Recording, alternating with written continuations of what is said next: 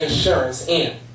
We have an opportunity to make America a better nation. And I want to thank God one more time for allowing me to be here with you. You know, several years ago, I was in New York autographing the first book that I had written. And while sitting there autographing books, a demented black woman came up. The only question I heard from her was, "Are you Martin Luther King?" And I was looking down writing, and I said, "Yes." And the next minute, I felt something beating on my chest. Before I knew it, I had been stabbed by this demented woman. I was rushed to Harlem Hospital. It was a dark Saturday afternoon, and the blade had gone through, and the x-rays revealed that the tip of the blade was on the edge of my aorta in the main artery. And once that punctured, you drowned in your own blood. That's the end of you. It came out in the New York Times the next morning that if I had merely sneezed, I would have died. Well, about 4 years later, they allowed me after the operation, after my chest had been opened and the blade had been taken out, to move around in a wheelchair in the hospital. They allowed me to read some of the mail that came in, and from all of the other states and the world, kind letters came in. I read a few, but one of them I will never forget. I had received one from the president and the vice president. I forgot what those telegrams said. I received a visit and a letter from the governor of New York, but I had forgotten what the letter said. But there was one other letter that came from a little girl, a young girl who was a student at the White Plains High School. And I looked at this letter, and I'll never forget it. It simply said, "Dear Dr. King, I am a 9th grade student at the White Plains High School." And she said, "While it should not matter, I would like to mention that I'm a white girl. I read the paper of your misfortune and of your suffering, and I read that if you had sneezed, you would have died. And I'm simply writing to say that I'm so happy that you didn't sneeze. And I want to say thank you tonight. I want to say tonight that I too am happy that I didn't sneeze. Because if I had sneezed, I wouldn't have been around here in 1960, when students all over the South started sitting in and at luncheon counters.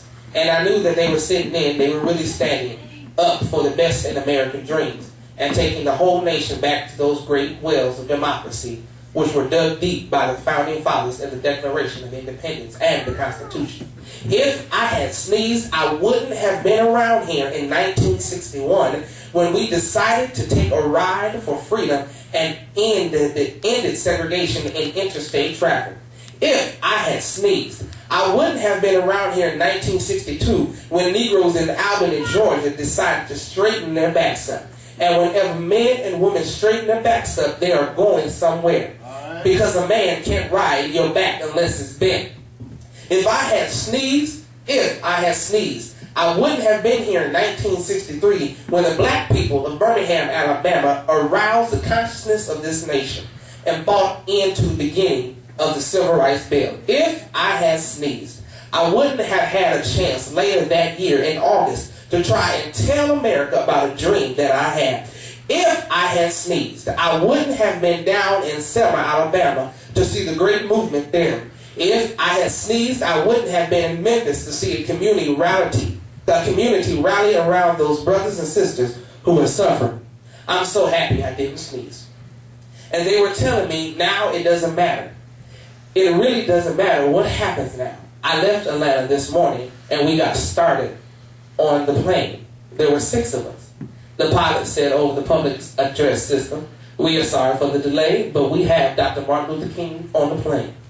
And to be sure all of the bags were checked, and to be sure that nothing would be wrong with on this plane, we have checked out everything carefully. And we have had the plane protected and guarded all night." And then I got into Memphis, and some began to say the threats or talk about the threats that were out. What would happen for me from some of our sick white brothers? Well, I don't know what will happen. We've got some difficult days ahead, but it really doesn't matter with me now because I've been to the mountaintop. And I don't mind. Like anybody, I would like to live a long life. Longevity has its place, but I'm not concerned about that now. I just want to do God's will. And He's allowed me to go up to the mountain. And I've looked over and I've seen the promised land. I may not get there with you, but I want you to know tonight that we as a people will get to the promised land. And so I'm happy tonight. I'm not worried about anything. I'm not fearing any man. Mine eyes have seen the glory of the coming of the Lord.